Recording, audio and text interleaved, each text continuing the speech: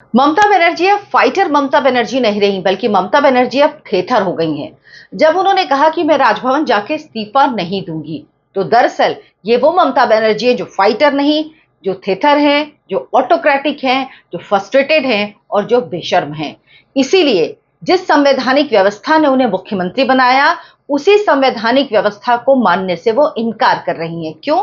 क्योंकि नतीजे उनके मन के नहीं आए हैं। ममता बनर्जी भूल गई शायद कि ये जो मुख्यमंत्री का पद उनको मिला है, ये पुश्तैनी अधिकार नहीं है, उनकी पुश्तैनी संपत्ति नहीं है, ये वो कालीघाट का घर नहीं है जहां वो रह रही हैं। मुख्यमंत्री बनने के बाद भी उन्होंने मुख्यमंत्री आवास नहीं लिया, वो अपने घर में ही रह रही हैं। ये जनता का सौंपा हुआ पद है और जनता जब वापस लेती है तो उसे वापस देना ही पड़ता है। ममता बनर्जी क्यों इतनी बौखलाई हुई हैं? ममता बनर्जी हार गई हैं, अपनी सीट खुद हार गई, उनकी पार्टी हार गई, ये तो बड़ी वजह है ही। लेकिन इससे भी बड़ी वजह है उनकी हार का कारण कौन बना, अब उनके सामने प्रतिद्वंद्वी के तौर पर कौन खड़ा है। वो नाम जो कभी उनके लेफ्टिनेंट हुआ करते थे, शुवेंदु अधिकारी।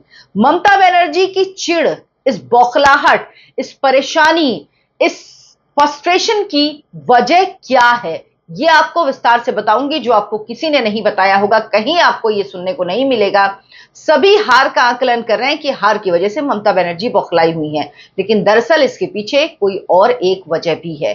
साथ ही ममता बनर्जी के पास अब एक ऑप्शन है। ममता जी, एक सलाह आपको दूंगी, आप वो सलाह मानिए और कोर्ट जाइए। 45 दिन का वक्त है आपके पास, आपको इंसाफ मिल जाएगा। क्या ममता बनर्जी को कानूनी रास्ता अपनाना चाहिए? क्या उनके पास इसके लिए जो ऑप्शंस हैं वो हैं? ये भी इस वीडियो में विस्तार से बताऊंगी। नमस्कार, बहुत बहुत स्वागत है आपका। आप देखना शुरू कर चुके हैं आई ऑन भारत, आपके साथ मैं हूं डॉक्टर अर्चना सिंह। दरअसल ममता बनर्जी इतनी बौखलाई हुई क्यों दिख रही हैं? ममता बनर्जी ने कहा, मैं राजभवन जाकर इस्तीफा नहीं दूंगी, कोई मुझसे जबरदस्ती इस्तीफा नहीं ले सकता। क्या पहले कभी किसी ने सोचा था कि एक ऐसा दिन भी आएगा हमारे लोकतंत्र में जहां पर कोई मुख्यमंत्री ऐसा कहेगा? और ये पहली मुख्यमंत्री हैं जिन्होंने ऐसा कहा है। ममता जी शायद भूल गई हैं कि जनता ने उन्हें हराया नहीं है, उखाड़ फेंका है, लिटरली उखाड़ फेंका है। और इसकी झलक 2021 के चुनाव में मिल गई थी, जब ममता बनर्जी खुद अपनी सीट पिछली बार भी हार गई थी शुवेंदु अधिकारी से नंदीग्राम में, और इस बार फिर से उनको हरा दिया। तो जनता ने धक्का दिया आपको कि लिटरली आप जाइए बाहर, आपकी जरूरत नहीं है। लेकिन ममता दीदी, आप एक बात ध्यान रखिए, बंगाल की जनता सब देख रही है, उसको आपकी ये अहंकार, अकड़, घमंड सब नजर आ रहा है, और वो ये कभी माफ नहीं करेगी। आपकी 80 सीटें आएंगी, आप फाइटर हैं, हो सकता है आप लड़ेंगी तो आप वापसी कर लें अगले चुनाव में, 2021-31 के चुनाव में। लेकिन लगता है ममता बनर्जी को वो उम्मीद भी खत्म हो गई और इसीलिए वो इस तरह का बर्ताव कर रही हैं। ममता बनर्जी, ऐसा ना हो कि वो बंगाल की राजनीति से हमेशा के लिए जनता आपको विदा कर दे, इसीलिए आप इस तरह का घमंड मत रखिए। क्योंकि कहते हैं ना, ईश्वर को भी घमंड पसंद नहीं है, उसे भी इस तरह का जब कोई कहता है घमंड, कहते हैं ना, घमंड तो रावण का भी नहीं चला, तो एरोगेंस कभी पसंद नहीं आता। ईश्वर का पसंदीदा भोजन होता है घमंड, इसीलिए घमंड नहीं करना चाहिए। आपको वही हो गया, आपको लगता है कि आपको कोई हरा नहीं सकता। आप 34 साल के शासन को उखाड़ कर फेंक सकती हैं नई पार्टी बनाकर, लेकिन एक बड़ी पार्टी आपके 15 साल के शासन को उखाड़ कर नहीं फेंक सकती, ये तो असंभव है। ममता बनर्जी ने जब 34 साल के लेफ्ट के शासन को खत्म किया था, ममता बनर्जी की मैं हमेशा से फैन रही हूं। मुझे लगता था ठीक है, बंगाल में जो स्थिति है बहुत खराब है, जैसा होता है सब ठीक है, लेकिन ममता बनर्जी की जो फाइटिंग स्पिरिट है, जिस तरह से वो लड़ती हैं, जिस तरह से उन्होंने लेफ्ट के शासन को खत्म किया, वो अचीवमेंट उनसे कोई नहीं छीन सकता था। और मुझे लगता था वो सड़क पर लड़ना जानती हैं, ये मैंने 2021 के चुनाव में भी देखा था। लेकिन ये ममता बनर्जी कोई और है। दरअसल हुआ क्या, 2019 में शुवेंदु अधिकारी ने टीएमसी छोड़ दी और वो बीजेपी में शामिल हो गए 2020 में। अब आप एक चीज महसूस करिए, शुवेंदु अधिकारी वो हैं नंदीग्राम जहां से ममता बनर्जी ने लेफ्ट को उखाड़ने के लिए अपनी मुहिम कह सकते हैं पूरे तौर पर जोर लगा दिया था, या वहां से उसने स्पीड पकड़ी। नंदीग्राम में आपको याद होगा, टाटा का प्रोजेक्ट आ रहा था सिंगूर में, नंदीग्राम के सिंगूर में टाटा नैनो का प्रोजेक्ट आ रहा था। मैं खुद वहां पे गई हूँ सिंगूर में, नंदीग्राम में, मैंने देखा है कि अब वहां पे क्या हालत है। वहां पे कई प्रोजेक्ट्स आए, लेकिन वहां के लोग अभी भी कहते हैं कि उन्हें काम नहीं मिल रहा। उनके यहाँ शायद अगर ये प्रोजेक्ट लगता तो उनकी स्थिति कुछ और होती। खैर, वो तो अब बीती बात हो गई। लेकिन ममता बनर्जी के लेफ्टिनेंट थे, ममता बनर्जी के लिए काम करते थे, और नंदीग्राम का जो पूरा रोड मैप था, जो उस आंदोलन का नंदीग्राम के रोड मैप था, वो किसने बनाया था? शुवेंदु अधिकारी ने बनाया था। तो सोचिए, आपका कोई ऐसा सबऑर्डिनेट हो जो आपके लिए, आपके हिसाब से, आपके तरीके से सिर्फ आपको बढ़ाने के लिए काम करता हो, उसका लक्ष्य ही ये हो या उसकी जॉब ही ये हो, उसका प्रोफाइल ही ये हो कि उसको आपके लिए काम करना है। अब वो अचानक से आपसे बड़ा हो जाए, उसका कद आपसे बड़ा हो जाए, उसकी हैसियत आपसे बड़ी हो जाए, जो होगी। ममता बनर्जी तो विधायक भी नहीं चुनी गई, शुवेंदु अधिकारी मुख्यमंत्री बनेंगे, ये तय है, इसमें कोई किसी को कहीं से कोई शक नहीं होना चाहिए। और वो शुवेंदु अधिकारी आपको 2 बार लगातार हरा दे, आपकी ही सीट पर आके आपको हरा दे। ममता बनर्जी का ये कहना जब आखिरी राउंड की काउंटिंग चल रही थी कि मुझे मारा गया, लात से मारा गया, बताइए ऐसा संभव है? सिटिंग चीफ मिनिस्टर जिनके पास सुरक्षा होती है, उनको संग कोई ऐसा कर सकता है? क्या ऐसा संभव है? एक सबूत क्या वो दिखा पाई? तो वो साफ साफ साफ झूठ बोल रही थी। ममता बनर्जी बिल्कुल झूठ बोल रही थी इस बात को लेकर, और वो इस बात को कभी साबित भी नहीं कर सकती क्योंकि वो एकदम झूठ है। तो ममता बनर्जी को सबसे ज्यादा परेशानी शुवेंदु अधिकारी से है। शुवेंदु अधिकारी कैसे मुख्यमंत्री बन सकते हैं? शुवेंदु अधिकारी की अगुवाई में ही बीजेपी 3 से 77 पर पहुंची और 77 से 208 पर पहुंच गई। अब ममता बनर्जी को बर्दाश्त नहीं हो रहा है कि मेरे संग काम करने वाला व्यक्ति, मेरे लिए काम करने वाला व्यक्ति, मेरे इशारे पे काम करने वाला व्यक्ति कैसे इतना बड़ा हो सकता है। और बात सही है, शुवेंदु अधिकारी को अगर पूरा श्रेय आप नहीं देंगे तो बहुत श्रेय उनको देना पड़ेगा, क्योंकि पहले भी बीजेपी के पास तमाम नेता थे, बड़े नेता थे, ऐसा नहीं है नहीं थे। लेकिन ममता बनर्जी को ममता बनर्जी की तरह ही टक्कर देने वाला कोई नेता नहीं था, और इसीलिए शायद बीजेपी आगे नहीं बढ़ पा रही थी। शुवेंदु अधिकारी ममता बनर्जी के कोर ग्रुप के सदस्य हैं, तो वो जानते हैं टीएमसी के काम करने का तरीका, ममता बनर्जी का तरीका, टीएमसी के जो गुंडों का पूरा समूह है, उनको, उनके कार्यकर्ता उनके गुंडे ही होते हैं, सबको जानते हैं। तो उनके लिए शायद काम करना आसान था, क्योंकि जब आप दुश्मन को जानते हो, उसकी स्ट्रेटेजी जानते हो, उसके मूव्स जानते हो, समझते हो, तो आप अपने मूव्स उस हिसाब से प्लान कर सकते हो। तो शुवेंदु अधिकारी ने यही किया, और ममता बनर्जी इस बार 80 सीट पर पहुंच गई। और ममता बनर्जी इसलिए ये बर्दाश्त नहीं कर पा रही हैं कि किस तरह से उनको कहा जा रहा है कि वो हार गई हैं। अब ममता बनर्जी के पास ऑप्शन है। ममता बनर्जी कह रही कि उनको हराया गया, उनकी 100 सीटें चुरा ली गई हैं, चोरी की गई, वोट की चोरी की गई है। तो ममता बनर्जी को सबसे बड़ी बात है, जाना चाहिए कोर्ट में। 45 दिन का वक्त होता है, 45 दिन तक चुनाव आयोग जो फीड होती है, मतलब जो कैमरे की फुटेज होती है सीसीटीवी की, वो सेव रखता है। 45 दिन बाद उसको नष्ट करता है, क्योंकि 45 दिन तक ही आप चुनौती दे सकते हैं किसी सीट पर। अगर आपको चुनौती देनी है, अगर उम्मीदवार को लगता है कि वहां ठीक चुनाव नहीं हुआ, चुनौती, तो 45 दिन का वक्त होता है। इसीलिए चुनाव आयोग 45 दिन तक वो सीसीटीवी फुटेज सुरक्षित रखता है, 45 दिन के बाद नष्ट कर देता है।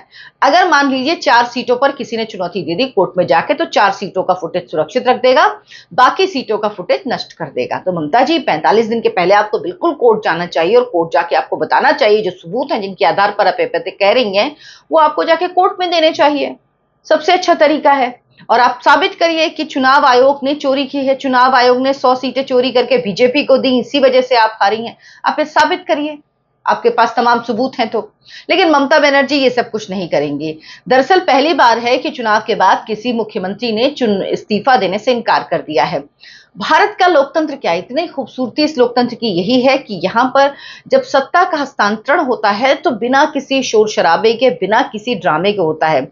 34 साल का जब लेफ्ट का शासन खत्म हुआ था, तो बुद्धदेव भट्टाचार्य 2011 में जब वो हार गए चुनाव, तो वो चुपचाप धोती कुर्ता पहनकर निकले थे, और उसके बाद उन्होंने जाकर संवैधानिक प्रक्रिया का पालन किया और राज्यपाल को अपना इस्तीफा सौंप दिया था। लेकिन ममता बनर्जी ऐसा नहीं करेंगी, क्योंकि उनकी नौटंकी करनी है, उनको नाटक करना है। जबकि वो जानती हैं कि इसी संवैधानिक व्यवस्था से ममता बनर्जी भी मुख्यमंत्री बनी थी, और इसी संवैधानिक व्यवस्था के अंतर्गत 34 साल के लेफ्ट के शासन को उन्होंने खत्म किया था। रीजनल पार्टी होकर आपने सब कुछ किया था, लेकिन आपको ये लगता है कि बीजेपी किस तरह से आपका सफाया कर सकती है। ममता बनर्जी शायद भूल रही हैं कि चाहे कोई एक वोट से हारे, फिर चाहे वो प्रधानमंत्री पद के लिए उम्मीदवार हो, वो मुख्यमंत्री हो, वो विधायक हो, वो सांसद हो, एक वोट से हारा तो उसको इस्तीफा देना होता है। प्रधानमंत्री हो या मुख्यमंत्री, वो इस्तीफा देते हैं, विधायक और सांसद तो नहीं देते। तो आपको इस्तीफा देना होता है, ये बात ममता बनर्जी को पता है, लेकिन ममता बनर्जी फिर भी ये नहीं करेंगी। ममता बनर्जी शायद भूल गई हैं कि वो ये गलत परंपरा कायम करने वाली पहली और अकेली मुख्यमंत्री हैं। स्टालिन भी चुनाव हारे, इसमें कौन कौन चुनाव हारा? स्टालिन भी चुनाव हार गए, स्टालिन ने जाके इस्तीफा दे दिया, उनकी पार्टी भी हार गई। पिनराई विजयन की पार्टी केरल में हारी, उन्होंने जाके इस्तीफा दे दिया, लेकिन ममता बनर्जी इस्तीफा नहीं देंगी। दोनों ने इस्तीफा दे दिया। अगर नहीं देंगी तो कोई बात नहीं, हमारे जो संविधान निर्माता है उन्होंने सब चीज की व्यवस्था की हुई है।